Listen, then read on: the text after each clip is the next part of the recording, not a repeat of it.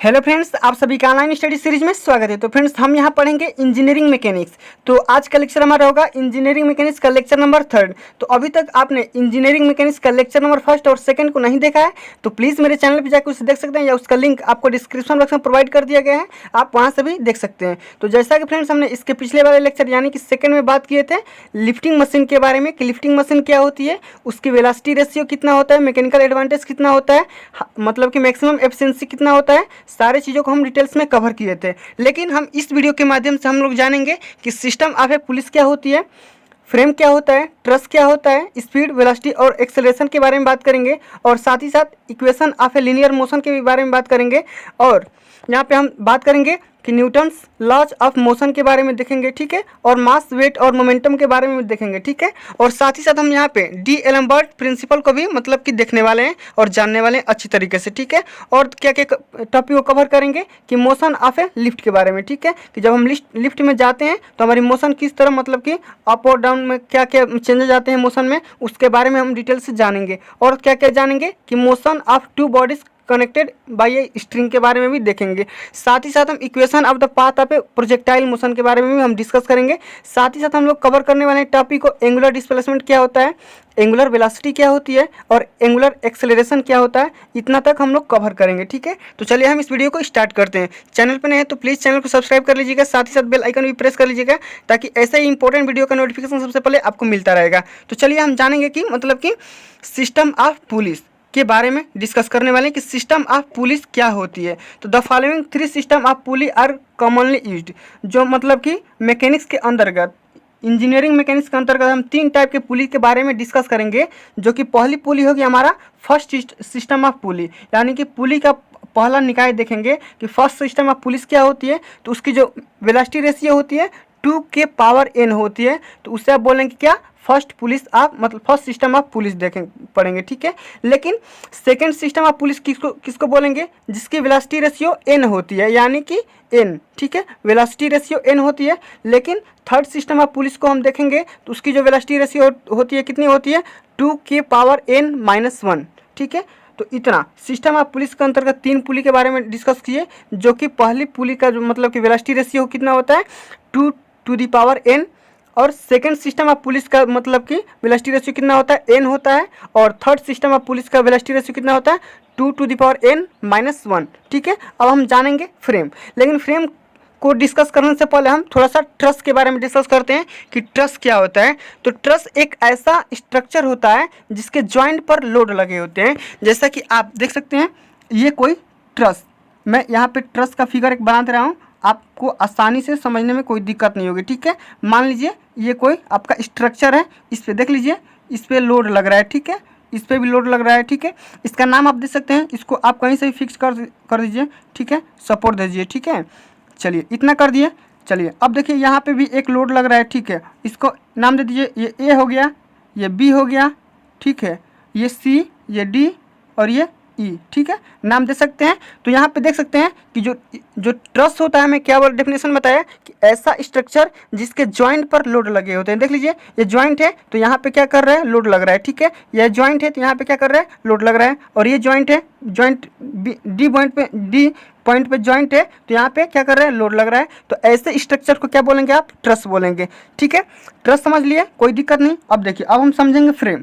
तो फ्रेम क्या होता है, a frame may be defined as a structure made up of several bars riveted or welded together, ठीक है। जो हमारा फ्रेम होता है, फ्रेम भी इसी टाइप का होता है, ठीक है, फ्रेम भी इसी टाइप का होता है। बस थोड़ा सा अंतर ये होता है कि जैसे मान लीजिए ट्रस हमारा होता है कि मात्र जॉइंट पे फोर्स लगता है, जॉइंट पे क्या लगता है, लोड लगता है।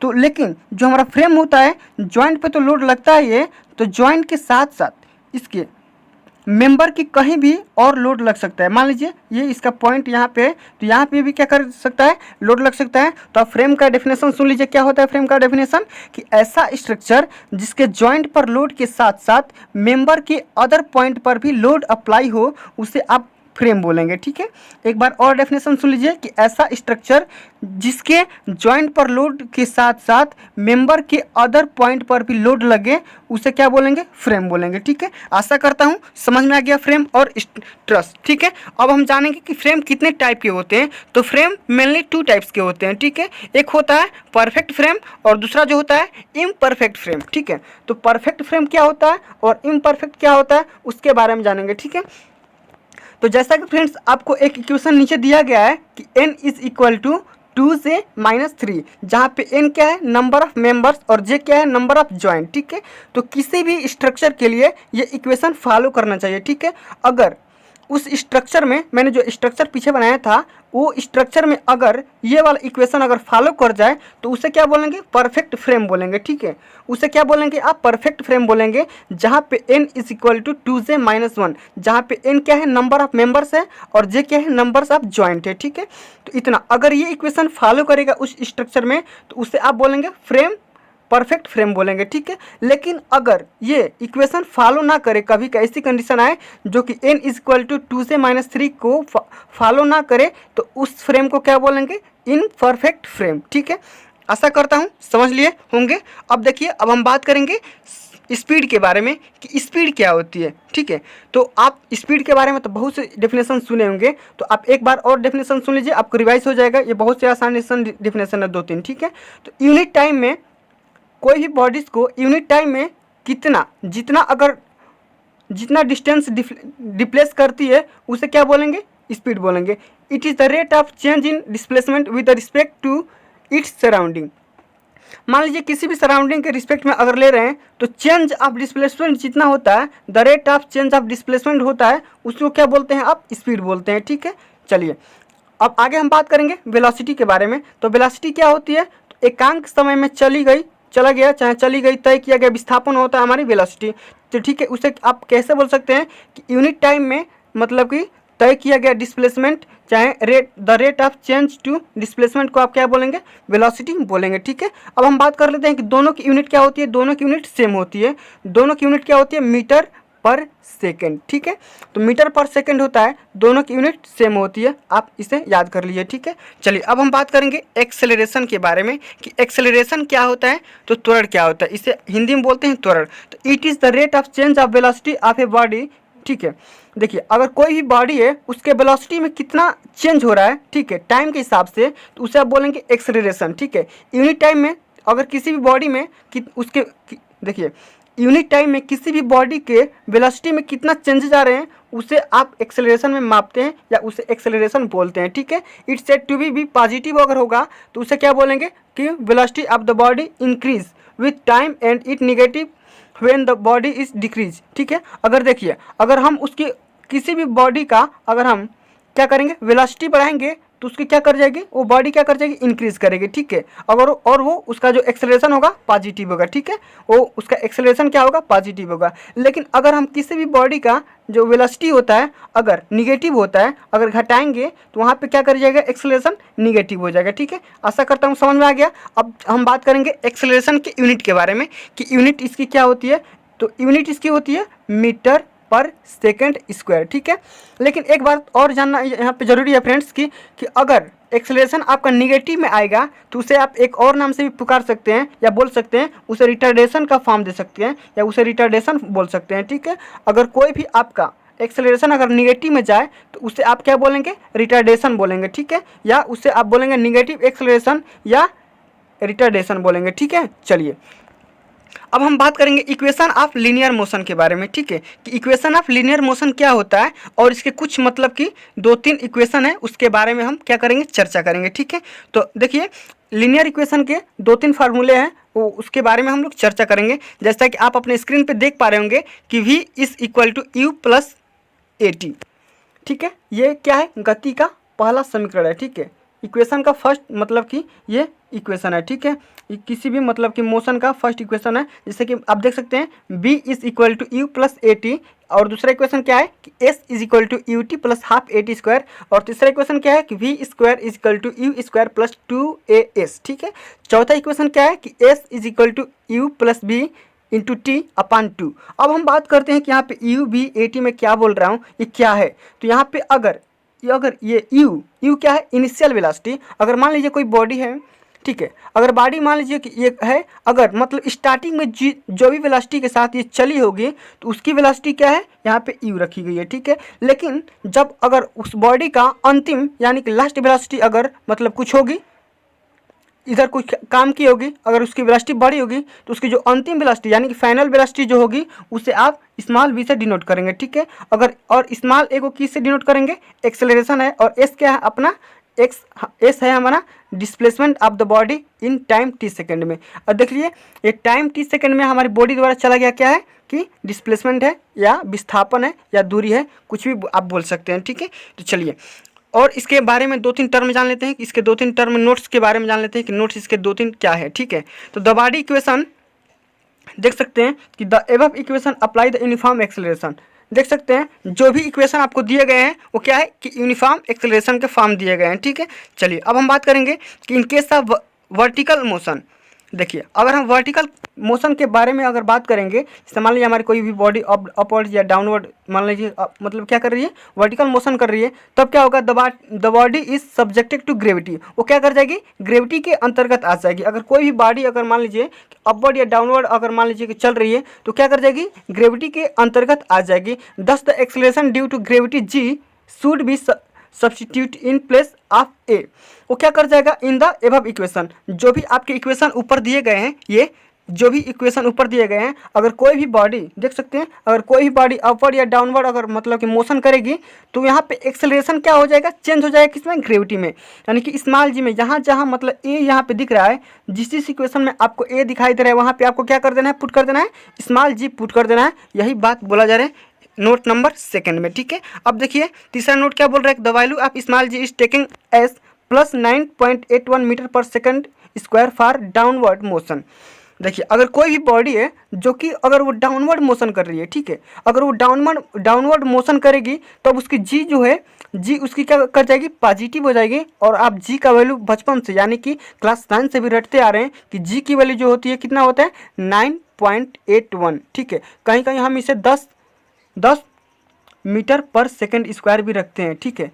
तो चलिए यहाँ पे अभी आप यूज करेंगे 9.81 मीटर पर सेकंड स्क्वायर। लेकिन अगर यही बॉडी क्या कर जाएगी, अपवर्ड जाएगी, जैसे अपवर्ड में कि जैसे मान लें कि ये ऊपर की तरफ जाएगी तो जी की वैल्यू क्या कर जाएगी, जी की वैल्यू निगेटिव हो जाएगी, ठीक है। जी की वैल्यू निगेटिव हो जाएगी। अभी मैंने जी का वैल्यू बता दिया कि जी की वैल्यू कितनी होती है, 9.81 मीटर पर सेकेंड स्क्वायर, ठीक है। तो ये हो गया नोट्स नंबर 3। अब हम बात करते हैं नोट्स नंबर 4 के बारे में कि नोट्स नंबर 4 क्या बोल रहा है कि when a body fall from a height H its velocity V with which it will hit the ground, ठीक है। अब देखिए कोई भी बॉडी है जो एच ऊंचाई से क्या कर रही है, फॉल कर रही है, ठीक है। यहाँ पे कोई भी बॉडी एच ऊंचाई से अगर फॉल करेगी तो उसकी वेलोसिटी कुछ ना कुछ होगी। तो उसकी वेलोसिटी जो होगी वो क्या कर जाएगी, उसकी वेलोसिटी जो होगी अंडर में 2gh यहाँ पे देख सकते हैं वेलोसिटी जो होगी उसकी अंडर में 2gh होगी, ठीक है। तो इतनी जानकारी मिलती है किससे, यहाँ पे आप देख सकते हैं कि इक्वेशन ऑफ लीनियर मोशन से, ठीक है। अगर कोई बॉडी लीनियर मोशन करेगी तो उस 4 प्रकार के क्या कर जाएगी, इक्वेशन को फॉलो करेगी। और मैं चारों को समझा दिया बहुत अच्छे तरीके से, ठीक है। अब हम बात करेंगे न्यूटन्स लॉ ऑफ मोशन के बारे में कि न्यूटन्स लॉ ऑफ मोशन क्या क्या होते हैं।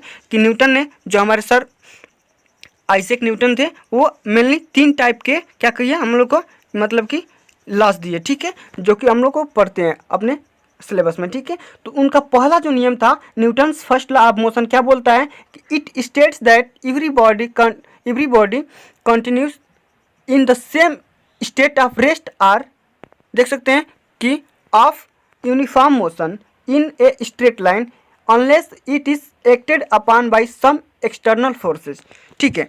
तो जैसे कि मान लीजिए अगर कोई बॉडी है क्या कर जाएगी, वो अभी मान लीजिए कि किस कंडीशन में कि वो रुकी हुई है, ठीक है। जैसे कि आप इसे और एक और लैंग्वेज में बोल सकते हैं, if any body is in the rest position then he will always like in the rest position when that don't apply any force. अगर मान लीजिए कोई बॉडी रुकी हुई है, मैंने मान लिया ये कोई फुटबॉल, ठीक है, कोई फुटबॉल ले लिया, आपको स्क्रीन पर दिखाई दे रहा होगा कि कोई फुटबॉल ले लिए, जो कि फुटबॉल क्या है, रेस्ट कंडीशन में है। तो फुटबॉल तब तक रेस्ट कंडीशन में होगा जब तक कि हम उसको किक ना करें, ठीक है। जब तक हम उसको धक्का ना दे तब तक वो क्या करेगा, फुटबॉल रेस्ट कंडीशन में रहेगा। जैसे ही हम फुटबॉल पे किक करेंगे तो फुटबॉल क्या कर जाएगा, मोशन में आ जाएगा, ठीक है। और तब तक मोशन में होगा जब तक उस पर क्या कर जाएगा कि उस पर बाहरी फिर से मोशन मतलब कि कोई फोर्स ना लगे, तब तक वो रुकेगा नहीं, ठीक है। अगर मान लीजिए अब आपको कंफ्यूज होगा कि अब मान लीजिए कि हम तो यहाँ से किक कर दिए और फुटबॉल जाके यहाँ पे रुक गया, ठीक है। तो फ्रेंड्स मैं बता दूं, जो ग्राउंड की जो ग्रास होती है यानी घास होती है, वो घास क्या करती है, फ्रिक्शन फोर्स लगाती है, जिसके वजह से आपका क्या करता है, फुटबॉल रुकता है, ठीक है। तो यहाँ पे एक फोर्स अप्लाई किया जा रहा है जो कि फ्रिक्शन फोर्स अप्लाई किया जा रहा है, जो कि फुटबॉल के ऊपर अप्लाई किया जाता है, उसके वजह से हमारा क्या करता है, फुटबॉल रुक जाता है, ठीक है। ऐसे कोई बॉडी अगर चलेगा, अगर डायनेमिक कंडीशन में है तो कभी भी रुकेगी नहीं, अगर स्टेडी कंडीशन में है तो कभी चलेगी नहीं, ठीक है, जब तक उस पर एक्सटर्नल फोर्स न लगाया जाए। तो न्यूटन का नियम यही कहता है, ठीक है। तो आशा करता हूँ न्यूटन का फर्स्ट लॉ आप अच्छे तरीके से समझ गए होंगे। अब हम बात करेंगे Newton second law of motion के बारे में कि Newton second law of motion क्या होता है, इसकी डेफिनेशन क्या होती है। तो आप देख सकते हैं कि it states that the rate of change of momentum is directly proportional to the impressed force, ठीक है, and takes place in the same direction in which the force acts. देखिए, जो हमारा न्यूटन ने सेकंड लॉ दिया था वो क्या दिया था, उसने ये बात बोली थी जो हमारा फोर्स होता है change of momentum with change of time, जैसे जैसे टाइम चेंज होगा वैसे वैसे मोमेंटम क्या होगा, चेंज होगा। जैसे आप इक्वेशन देख सकते हैं, equation F is equal to D M V, यहाँ पे देख सकते हैं D M V upon D T, ठीक है, ये डी टी है, आप देख सकते हैं। थोड़ा समझ लीजिए कि जो हमारा फोर्स होता है change of momentum with change of time, जो हमारा फोर्स होता है force is equal to D, यहाँ पे देख सकते हैं M V upon D T. तो अब देख सकते हैं एक फिगर आपके सामने नजर आ रही होगी जिसमें लिखा होगा कि फोर्स इज इक्वल टू, देख सकते हैं कि D M V upon D T, और इसको आगे फिर सॉल्व किया गया है, F is equal to M one V one minus M not V not upon T one minus T not, ठीक है, जहाँ पे force is equal to change in mass into velocity. तो देख सकते हैं कि जो हमारा फोर्स होता है change in mass into velocity के बराबर हो जाता है। यहीं से आपका एक फोर्स का डेफिनेशन मिलता है, force is equal to m into a, ठीक है। तो हमारा फोर्स जो होता है किसी भी बॉडी के मास और उस बॉडी के एक्सेलरेशन के प्रोडक्ट के बराबर होता है। तो हमारे यहीं से एक फोर्स का डेफिनेशन में मिल जाता है, ठीक है। अब हम बात करेंगे कि फोर्स की यूनिट क्या होती है। यहाँ से हमारा फोर्स की डेफिनेशन तो मिल गया, ठीक है। अब हम बात करेंगे फोर्स की यूनिट। तो फोर्स की यूनिट जो हमारे एमकेएस पद्धति में होता है वो क्या होता है, किलोग्राम मीटर पर सेकेंड स्क्वायर। क्या होता है, किलोग्राम मीटर पर सेकेंड स्क्वायर, ठीक है, ये हमारी फोर्स की यूनिट रही, ठीक है। अब हम बात करेंगे कि फोर्स की यूनिट एसआई यूनिट में, फोर्स की यूनिट जो होती है एसआई पद्धति में, एसआई सिस्टम में क्या होती है, तो फोर्स की जो यूनिट होती है एसआई सिस्टम में होती है न्यूटन, स्मॉल कैपिटल एन से इसे डिनोट करते हैं। अब हम बात करेंगे Newton's third law of motion के बारे में। It states that to every action there is always an equal and opposite direction, opposite reaction. अगर मान लीजिए, देख लीजिए, अगर हम कोई भी काम कर रहे हैं, ठीक है, कोई भी काम कर रहे हैं, तो अगर उस काम के, जैसे मान लीजिए कोई बॉडी है, ठीक है, अगर उस पर एक्शन फोर्स लग रहा है, ठीक है, उस बॉडी पे एक्शन फोर्स लग रहा है, तो उस बॉडी के, जैसे मान लीजिए हम इस बॉडी पे क्या कर रहे हैं, एक्शन फोर्स लगा रहे हैं, तो बॉडी भी क्या करेगी, इस पर रिएक्शन फोर्स लगाएगी। यही Newton's third law of motion बोलता है, ठीक है। इसे बोलते हैं क्रिया और प्रतिक्रिया का नियम। जैसे कोई भी रॉकेट है, गन है, आप गन चलाते हैं, जैसे मान लीजिए ये कोई गन है, ठीक है, तो गन आप यहाँ से चलाए, गन यहाँ से बंदूक निकली, गोली निकली, तो गोली जैसे निकलती है तो यहाँ पे आपको, आप चलाए होंगे तो आपको अंदाजा होगा कि ये बंदूक क्या करती है, पीछे की तरफ क्या करती है, धक्का देती है। जैसे मान लीजिए हमारा कोई भी रॉकेट चलता है, रॉकेट जब उड़ता है तो क्या करता है, जब यहाँ से गैसेज निकलती है तो ये तो एक्शन फोर्स लगा दिया, ठीक है, एक्शन फोर्स लगा के ऊपर चला गया, ठीक है, लेकिन रिएक्शन फोर्स क्या करती है, गैसेज लगाती है नीचे की तरफ, ठीक है, जो कि इस फोर्स के बराबर क्या होता है, ये हमेशा ये गैस वाला एक्शन फोर्स और रिएक्शन फोर्स दोनों क्या करते हैं, बराबर होते हैं, ठीक है। जैसे कि आप बैलून और गुब्बारा भरते हैं हाइड्रोजन वाला, तो वो भी क्या करता है, इसी पे काम करता है। जैसे एक और एग्जांपल ले सकते हैं, अगर आप मतलब अगर नदी में गए होंगे, नाव पे चढ़े होंगे, तो अगर आप किनारे से उतरते हैं, तो अगर यहाँ से आप क्या करते हैं, जंप करते हैं, तो अगर यहाँ से आप जंप किए तो आपके पैरों से क्या किया, इधर क्या किया, इधर आप लगाए एक्शन फोर्स और इसके अपोजिट क्या किया, रिएक्शन फोर्स लगता है, तो दोनों फोर्स क्या कर जाएंगे, इक्वल होंगे, ठीक है। तो यही Newton's third law of motion बोलता है। अब हम जानेंगे कि मास, वेट एंड मोमेंटम के बारे में, कि मास क्या होता है, वेट क्या होता है और मोमेंटम क्या होता है, ठीक है। तो चलिए, तो mass, the mass is a matter content in a body. किसी भी बॉडी में पदार्थ की जितनी मात्रा होती है उसे क्या बोलेंगे आप, मास बोलेंगे, ठीक है। मास यानी द्रव्यमान बोलेंगे, ठीक है। तो कोई भी बॉडी अपने में जितना मतलब मटेरियल संग्रह की होती है उसे क्या बोलेंगे आप, मास बोलेंगे, ठीक है। अब हम बात करेंगे वेट के बारे में कि वेट क्या होता है। तो देख सकते हैं the weight of a body is a force by which is attracted towards the centre of the earth. अगर कोई भी मतलब बॉडी है, किसी भी बॉडी को अर्थ जो है मतलब अर्थ क्या करेगी, उसे अट्रैक्ट करती है अपने सेंटर की तरफ, ठीक है। तो जिस सेंटर पे उस बॉडी को एक फोर्स लगता है, जिस फोर्स की वजह से उस बॉडी को अट्रैक्ट करेगी अपने सेंटर की तरफ, तो उस फोर्स को बोलेंगे क्या, उस फोर्स को बोलेंगे वेट। उस बॉडी का क्या होगा, वेट होगा, ठीक है। तो आशा करता हूँ समझ में आ गया होगा। अब हम बात करेंगे मोमेंटम के बारे में। तो जो हमारा मोमेंटम होता है, एक बार और समझ लीजिए, वेट होता है जो हमारा वेट होता है वो किसी भी बॉडीज़ के मतलब कि क्या कर जाएगा, मास इंटू ग्रेविटेशनल फोर्स के बराबर होती है, ठीक। ग्रेविटी के क्या कर जाए, जो हमारा वेट होता है मास इंटू ग्रेविटी के बराबर होता है, ठीक है। तो ये यहाँ से समझ सकते हैं जो वेट की यूनिट होती है यहाँ से निकल के आती है न्यूटन, ठीक है। तो वेट भी क्या है, एक फोर्स है। चलिए अब हम बात करेंगे मोमेंटम के बारे में। तो मोमेंटम क्या होता है, तो the momentum is defined as the total motion possessed by a body, ठीक है। जैसे कि देख लीजिए, मोमेंटम जो होता है किसी भी बॉडी के मास इंटू वेलोसिटी के बराबर होता है, ठीक है। यही हमारा होता है मोमेंटम। किसी भी बॉडी के मास इंटू वेलोसिटी का जो मतलब कि मल्टीप्लिकेशन होगा वो क्या कर जाएगा, उसे आप बोलेंगे मोमेंटम। चलिए अब हम बात करेंगे according to Newton second law of motion the application the applied force or impressed force P is directly proportional to the rate of change of momentum. देख सकते हैं अगर किसी भी बॉडी पे अप्लाइड जो फोर्स होता है, न्यूटन का सेकंड लॉ तो यही बोला था, अभी मैं 10 मिनट पहले बताया था कि P प्रोपोर्शनल जो होता है M V minus U upon T। जो हमारा फोर्स होता है the rate of change of momentum का क्या होता है, प्रोपोर्शनल होता है, ठीक है। अगर यहाँ से देख सकते हैं कि M इंटू इसी को the rate of change of velocity को क्या बोलेंगे आप बोलेंगे एक्सेलरेशन, ठीक है, एक्सेलरेशन बोलेंगे। तो यहाँ से b minus you upon T को लिख सकते हैं स्मॉल a, तो p प्रोपोर्शनल m इंटू ए हो गया। तो यहाँ से अगर प्रोपोर्शनल के चिन्ह हटाएंगे तो यहाँ पे एक के मतलब क्या आ जाएगा, कोफिशिएंट आ जाएगा, ठीक है। के क्या आ जाएगा, कोफिशिएंट आ जाएगा, ठीक है। चलिए तो देख सकते हैं P is equal to M भी होता है, यानी मास इंटू एक्सेलरेशन होता है, ठीक है। यहाँ से आप मोमेंटम की यूनिट भी निकाल सकते हैं कि मोमेंटम की जो यूनिट होती है वो क्या होती है। मोमेंटम की जो यूनिट होती है kilogram metre per second square होती है, ठीक है।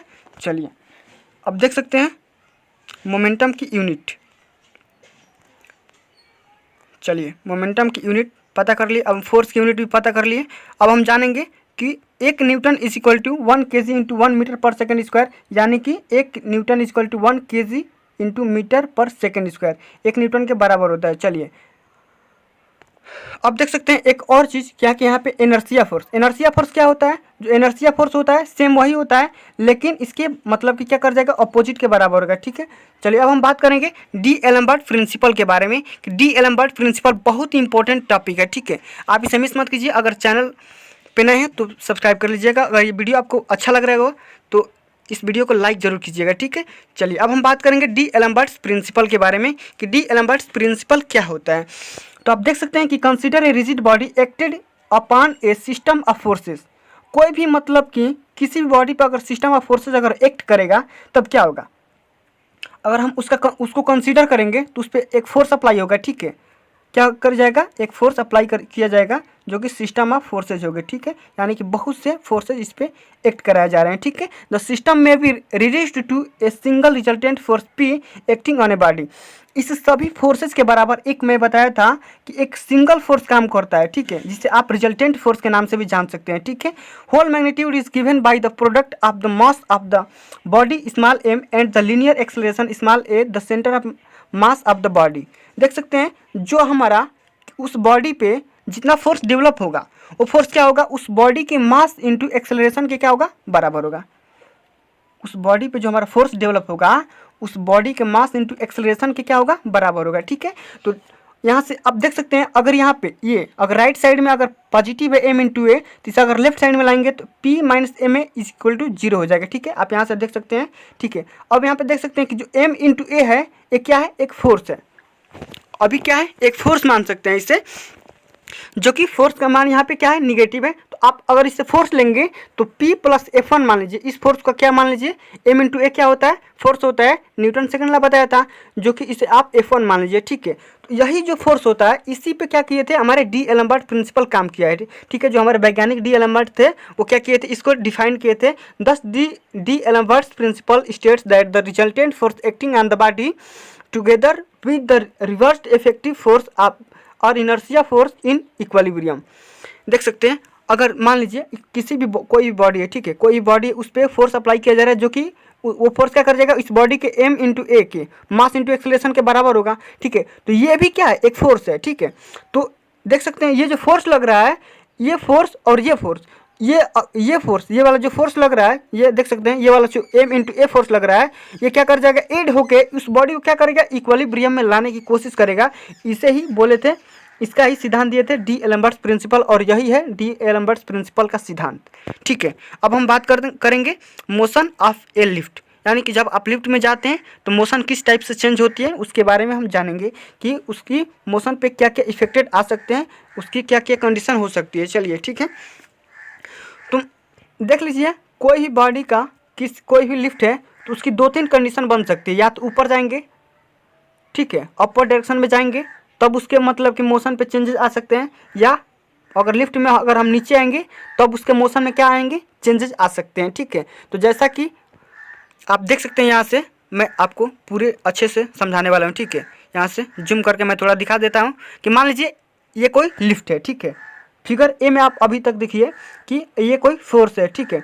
तो यहाँ पे क्या किया, एक लिफ्ट है जिसका कितना है, मास स्मॉल m है और इसे ग्रेविटी स्मॉल g है, ठीक है। अगर लिफ्ट ऊपर जाएगी तो इस मतलब देख सकते हैं, इस मतलब मास इंटू ग्रेविटी के बराबर एक रिजल्टेंट फोर्स ऊपर काम करेगा, जिसे आप कैपिटल R से डिनोट कर सकते हैं, ठीक है। चलिए, अगर आप ऊपर जाएंगे तो ग्रेविटी क्या करेगी, नीचे काम करेगी, और जो हमारी ग्रेविटी होगी नीचे की तरफ पॉजिटिव होगी, ठीक है। अभी मैंने बताया था जो हमारी जो आएंगे नीचे आएंगे तो हमारी ग्रेविटी क्या कर जाएगी, क्या करेगी।